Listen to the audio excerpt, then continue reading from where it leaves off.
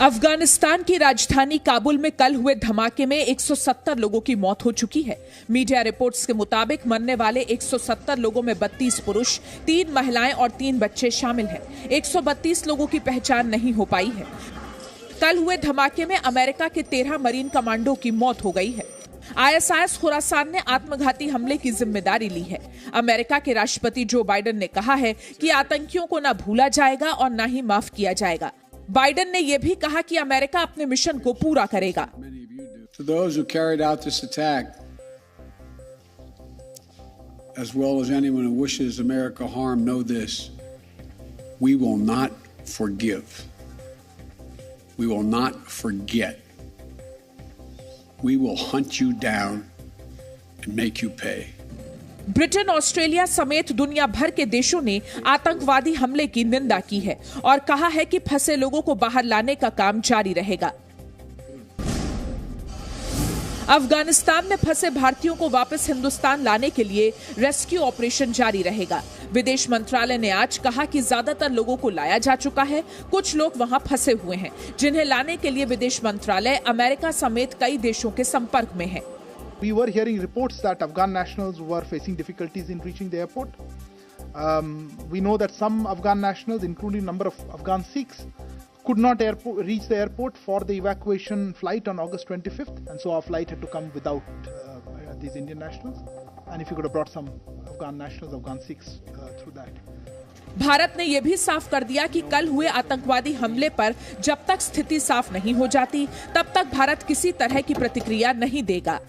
और अफगानिस्तान में जो हो रहा है अलग से, उसके स्पेसिफिक उस इशू पे मैं अभी कह नहीं पाऊंगा इस कल के अटैक्स के बारे में, क्योंकि अभी तो उसमें भी क्या एग्जैक्टली कैसे हुआ, और कुछ लोगों ने क्लेम भी किया है। आई थिंक इस्लामिक स्टेट ने क्लेम किया है, पर अभी आज एक ही दिन हुआ है और हम अभी देख रहे हैं क्या सिचुएशन बन रही है वहां पे। विदेश सचिव हर्ष वी श्रृंगला अगले हफ्ते अमेरिका दौरे पर जाएंगे।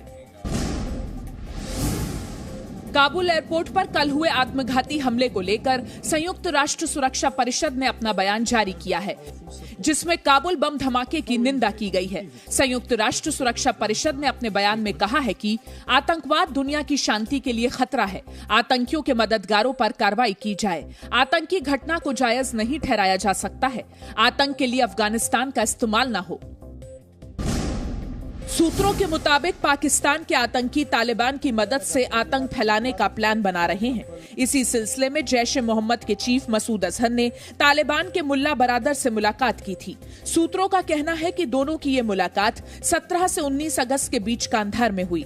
मसूद अजहर और मुल्ला बरादर की ये मुलाकात पाकिस्तान की खुफिया एजेंसी ISI ने करवाई। सूत्रों के मुताबिक मसूद अजहर ने इस मुलाकात में तालिबान से कहा कि वो भारत को केंद्र में रखकर अपना ऑपरेशन चलाए। साथ ही उसने तालिबान से जैश के कश्मीर ऑपरेशन में मदद करने के लिए भी कहा।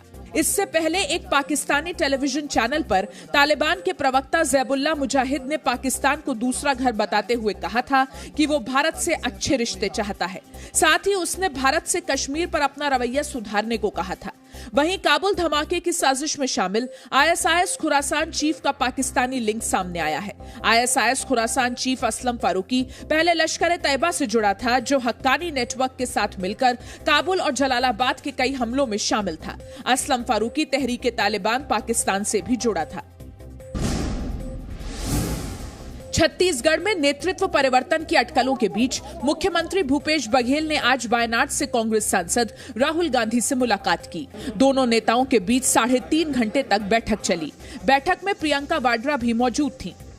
इस बैठक में तकरीबन 2 घंटे रहने के बाद प्रियंका गांधी वाड्रा बैठक से निकली और 10 जनपद सोनिया गांधी के घर पहुंची। वहां छत्तीसगढ़ के मुख्यमंत्री को लेकर चर्चा हुई। इसके बाद फिर प्रियंका गांधी वाड्रा राहुल गांधी के आवास पहुंची। तीनों नेताओं को सोनिया गांधी का फैसला सुनाया और तकरीबन 10 मिनट बाद फिर बैठक खत्म हो गई।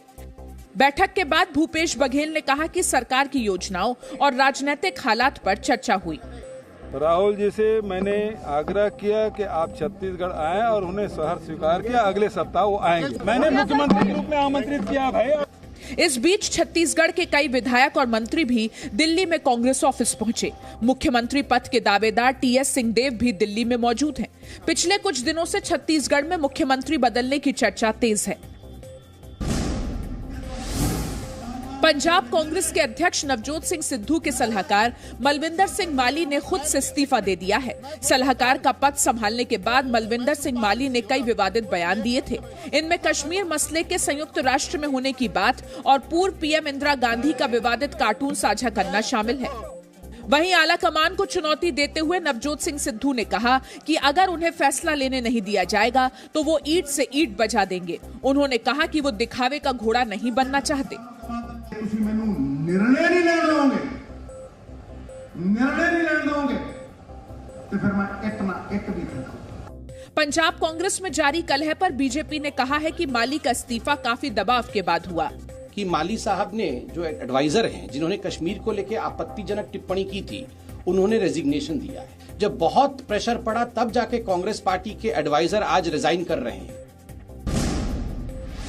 दिल्ली सरकार अपने स्कूलों में पढ़ने वाले गरीब बच्चों को दिशा दिखाने के लिए देश के मेंटोर प्रोग्राम की शुरुआत करने जा रही है। दिल्ली के मुख्यमंत्री अरविंद केजरीवाल ने बॉलीवुड अभिनेता सोनू सूद को इस प्रोग्राम का ब्रांड एम्बेसडर बनाया है। दिल्ली के मुख्यमंत्री अरविंद केजरीवाल ने कहा कि बेहतर भविष्य के लिए सोनू सूद बच्चों को गाइड करेंगे।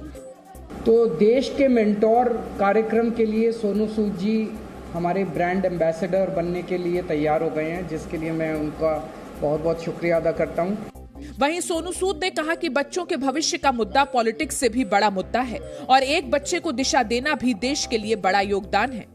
पर मुझे लगता है कि ये जो प्लेटफॉर्म है देश के मेंटोर्स का, ये वो प्लेटफॉर्म है जहां पर कोई भी इंसान, चाहे वो अभी भी जिंदगी के पड़ाव चढ़ रहा है, अपने आप को बनाने की कोशिश कर रहा है, वो एक बच्चे का, 2 बच्चों का, 10 बच्चों का मेंटोर बन सकता है। उसे बता सकता है कि आप लाइफ में क्या करें, क्या ना करें।